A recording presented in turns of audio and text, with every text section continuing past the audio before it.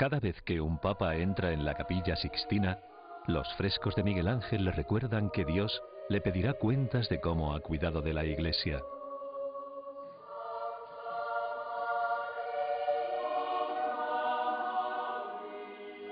Por eso, es precisamente aquí donde la Iglesia Católica celebra los cónclaves para elegir al sucesor del apóstol Pedro.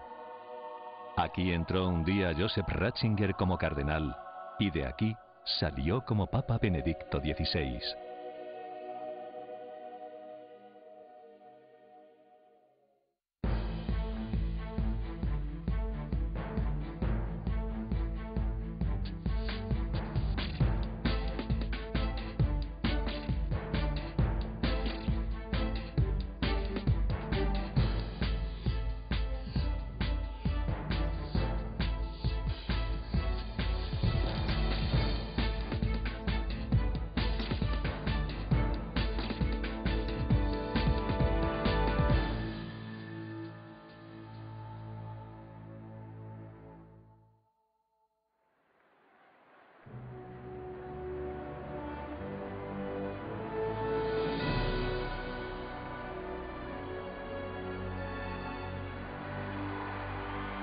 Annuncio vobis gaudium magnum. Habemus papam.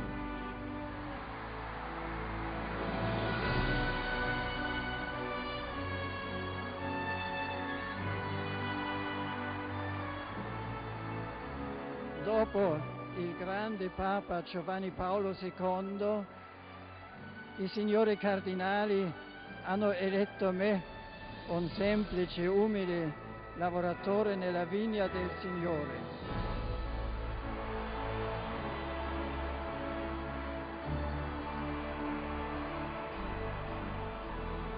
La primera decisión de un papa es escoger su nuevo nombre, que suele ya apuntar el estilo del pontificado.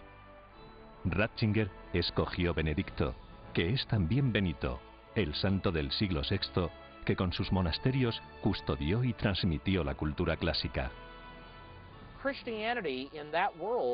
En aquella época el cristianismo contaba muy poco en la sociedad, pero aunque era una minoría, influyó enormemente por su pasión, su decisión y su unidad. Creo que Benedicto XVI piensa que hoy el cristianismo está en una situación parecida. La época en la que la Iglesia marcaba el compás de la sociedad o dominaba la cultura ha pasado. Pero el nuevo nombre apuntaba también al papa que había gobernado la Iglesia Católica 90 años antes, Benedicto XV. He tomado el nombre de Benedicto XVI en relación con el Papa Benedicto XV, un valiente, auténtico profeta de paz ante el drama de la Primera Guerra Mundial. Como él, deseo ponerme al servicio de la reconciliación y armonía entre los hombres y los pueblos.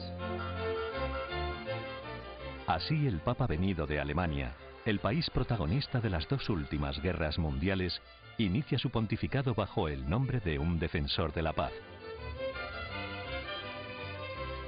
Benedicto XV advirtió a los países beligerantes que la Primera Guerra Mundial era una matanza inútil, y al final aconsejó a los vencedores que no humillasen a los vencidos, pero no le hicieron caso y las heridas de Alemania nunca llegaron a cerrarse. 20 años más tarde estallaba la Segunda Guerra Mundial.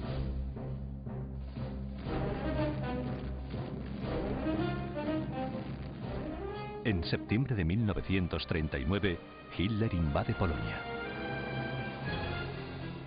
Joseph Ratzinger tiene solo 12 años, pero por los sufrimientos de sus padres intuye que están llegando momentos difíciles.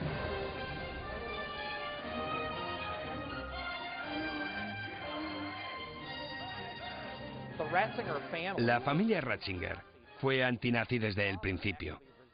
De hecho, su padre renunció antes de tiempo a su cargo en la policía para que no le obligaran a ser de los camisas pardas o del movimiento nacional socialista.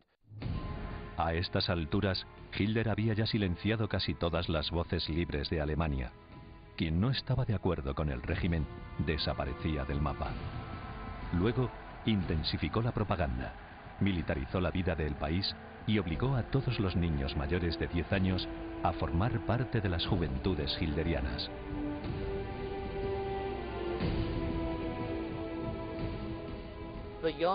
El joven Joseph Ratzinger fue enrolado en las juventudes nazis a la fuerza. Es un dato de hecho porque nunca asistió a ninguna reunión de las juventudes hitlerianas y nunca recogió su tarjeta de miembro. El Führer quería transformar la cultura anterior en una nueva, fanáticamente nazi.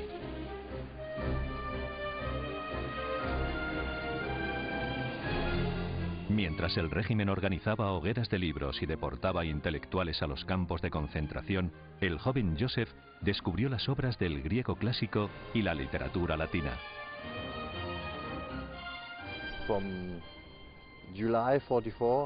Murieron más personas entre julio de 1944 y mayo de 1945 que durante los otros 5 años de guerra. Fue una historia terrible, una movilización total. Se llevaron a ancianos y a niños, se llevaron a todos.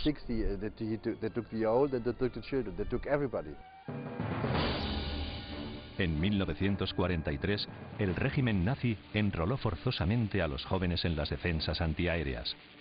A Joseph Ratzinger, de 16 años, le tocó ser ayudante auxiliar en una batería antiaérea cerca de Múnich.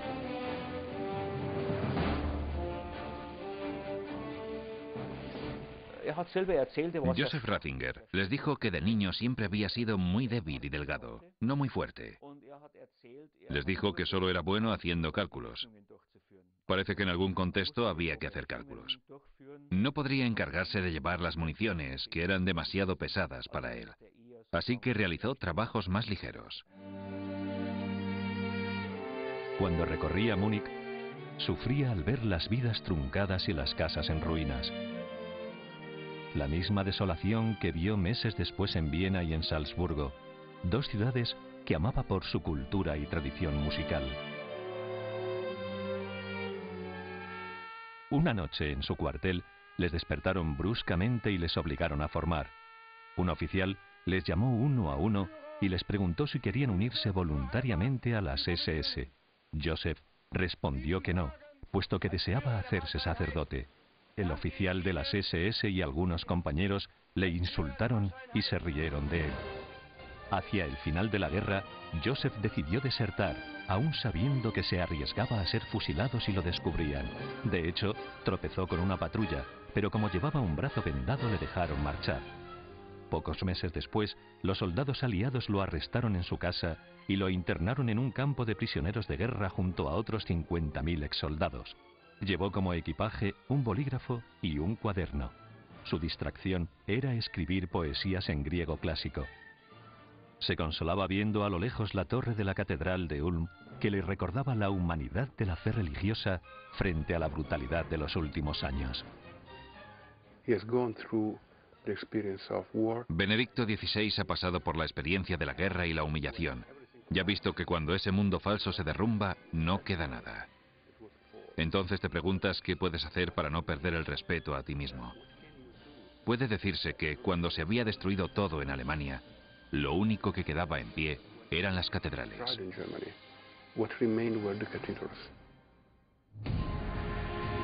El nazismo había llevado el país a la destrucción, pero ahora el comunismo soviético, también basado en la mentira y el abuso, iba a convertir en una cárcel la mitad oriental de Alemania.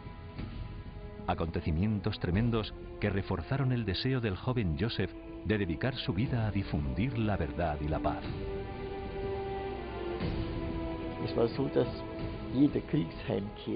Cada soldado que regresaba del frente debía demostrar que tenía un trabajo, que estaba ayudando a reconstruir un país destrozado. El rector del seminario nos dijo: para evitar que vayáis a otros lugares lejanos donde podríais encontraros mal, ¿por qué no venís a reconstruir el seminario? Tenemos mucho trabajo para vosotros. Y mi hermano y yo ayudamos a quitar escombros y a reconstruirlo. Años que culminaron en lo que él describió como el día más importante de su vida. Era el 29 de junio de 1951, fiesta de San Pedro y San Pablo.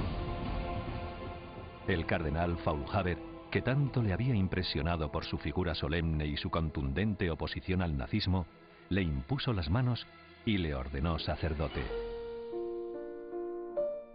Destaca enseguida por sus dotes para la enseñanza y su obispo le pide que se dedique a dar clases a los futuros sacerdotes.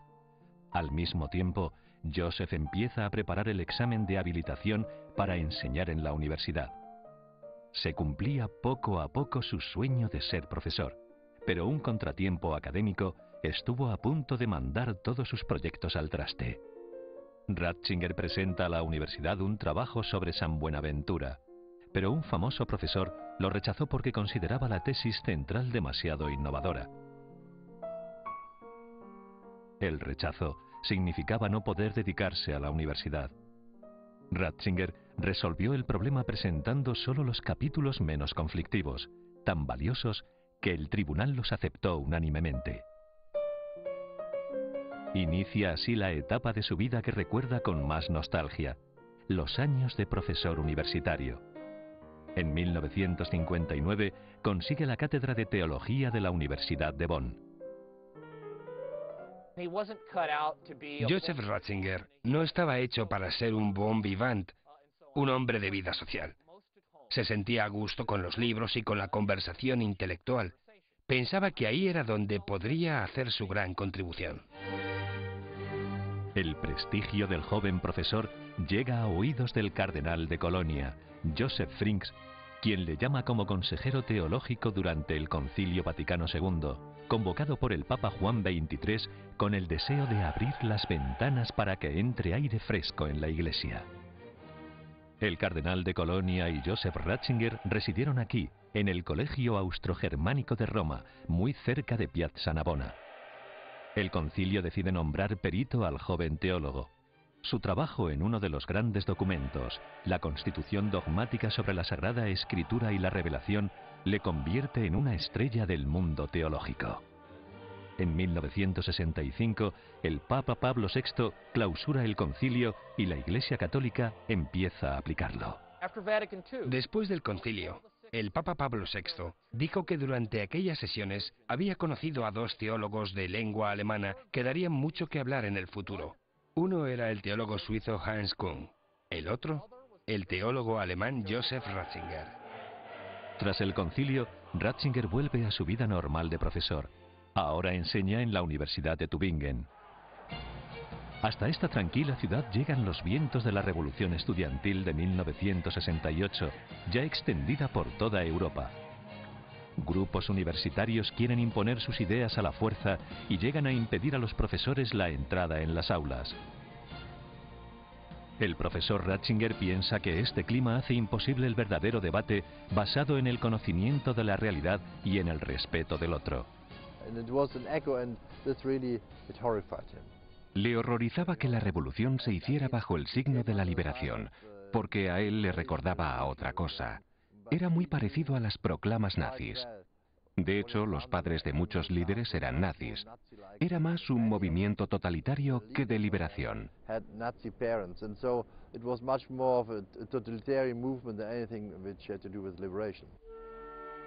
Buscando libertad académica, se traslada a la Universidad de Regensburg, en Baviera, donde viven sus hermanos.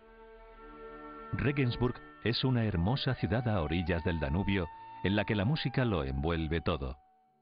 Desde hace años, su hermano Georg dirige el famoso coro de niños de la catedral.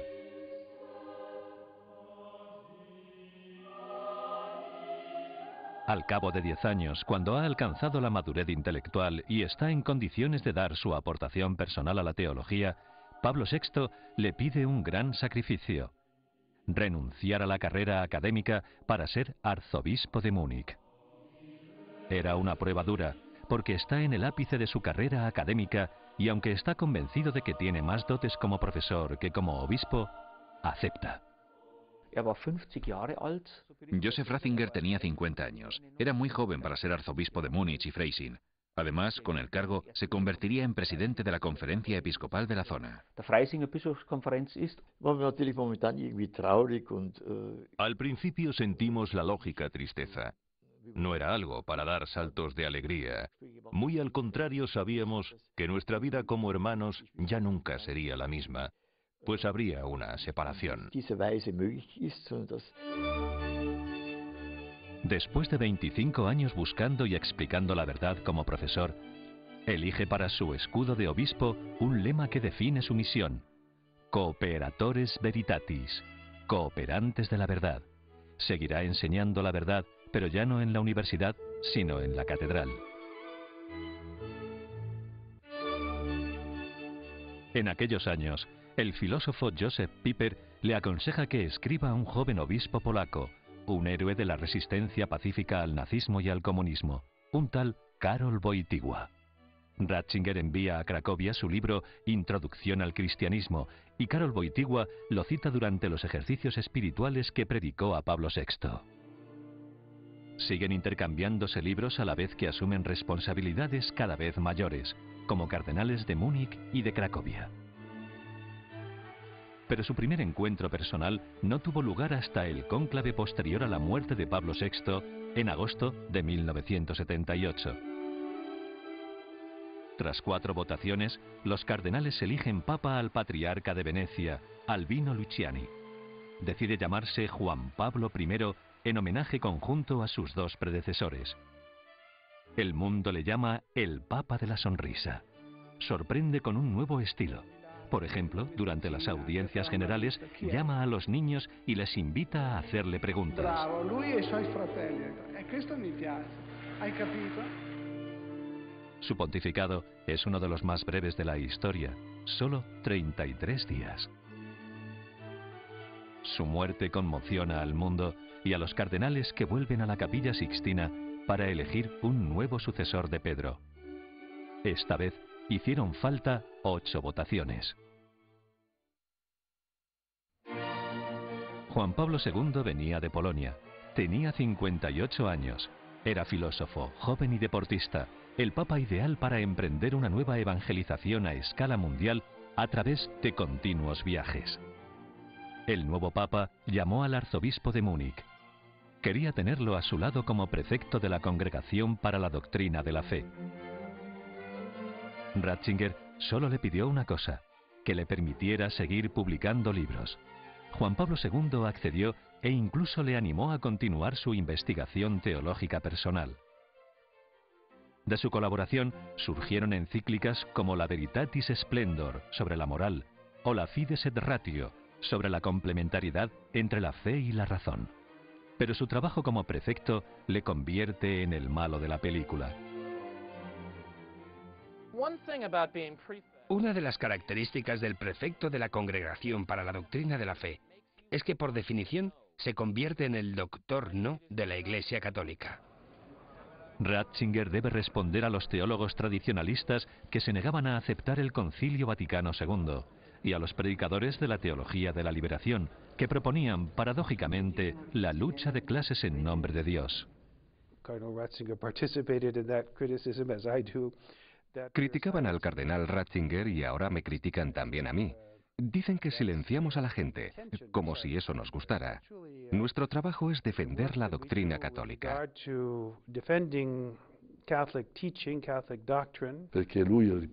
Como cardenal, como prefecto de la famosa Congregación para la Doctrina de la Fe, su prioridad era proteger y defender la fe, sobre todo la fe de la gente sencilla.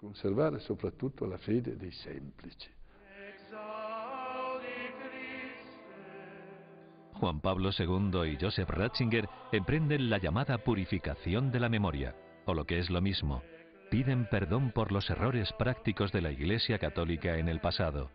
En 1984 rehabilitan a Galileo Galilei, 340 años después de una errónea condena. En la Cuaresma del año 2000 tuvo lugar la histórica petición de perdón por las culpas del pasado, presidida por Juan Pablo II. El cardenal Ratzinger estaba a su lado. Anche uomini di Chiesa, in nome della fede e della morale, hanno talora fatto ricorso a metodi non evangelici nel pur doloroso impegno di difesa della verità. La Chiesa Cattolica Juan Pablo II le pide que se ocupe de las denuncias de abuso sexual por parte de sacerdotes en Estados Unidos. Ratzinger supervisa en Roma los procesos canónicos que expulsaban del sacerdocio a los culpables de los delitos. El cardenal sueña con dedicar sus últimos años al estudio de códices de la Biblioteca Vaticana y con publicar un libro sobre Jesús de Nazaret.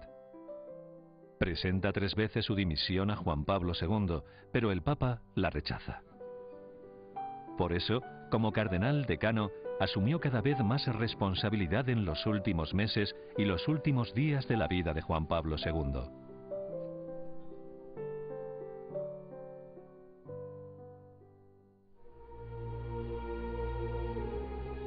Durante la noche del 1 de febrero de 2005, Juan Pablo II sufre una grave crisis respiratoria y los médicos deciden ingresarlo en el Hospital Gemelli. Hasta allí llegan cientos de personas que le llevan regalos al hospital y le saludan bajo su ventana.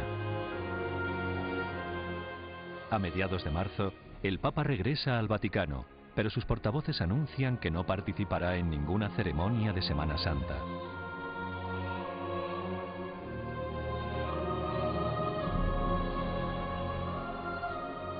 El Santo Padre pide al cardenal Joseph Ratzinger que escriba el texto del Vía Crucis del Coliseo de Roma. El Papa asiste desde su capilla en el Vaticano, abrazado a una cruz. En una de las meditaciones, Ratzinger pide perdón por los pecados de los sacerdotes católicos. Quanta sporcizia c'è nella Chiesa. E proprio anche tra coloro che nel sacerdozio dovrebbero appartenere completamente a Lui. Quanta superbia, quanta autosufficienza.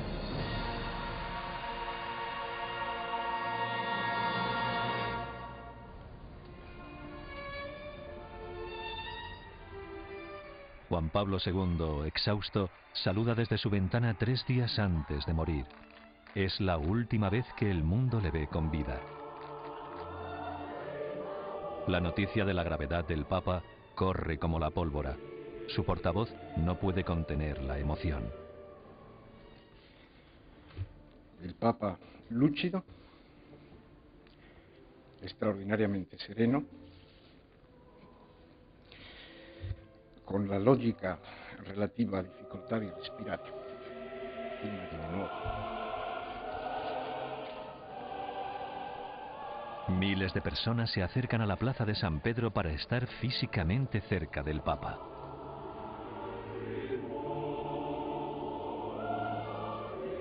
El sábado 2 de abril, mientras miles de personas rezaban el rosario en la plaza de San Pedro, el mundo recibe la noticia de la muerte del Papa.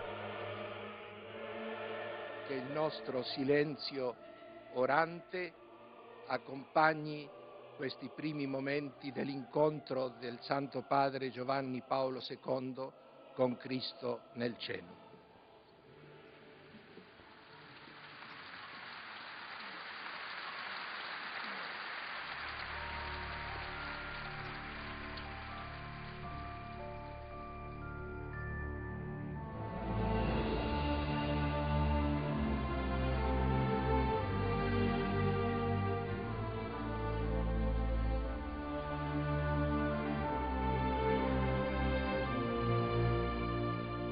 Como cardenal decano, Joseph Ratzinger presidió las intensas ceremonias de esos días, incluido el funeral de Estado ante mandatarios del mundo entero, que dejaron de lado sus diferencias para honrar a Juan Pablo II. Un fuerte viento sopla en la plaza de San Pedro, como si la naturaleza quisiera también decir adiós al Papa.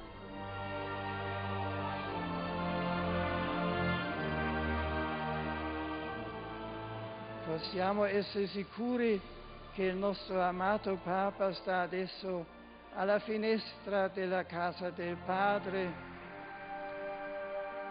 ci vede e ci benedice. Sì, ci benedica, Santo Padre.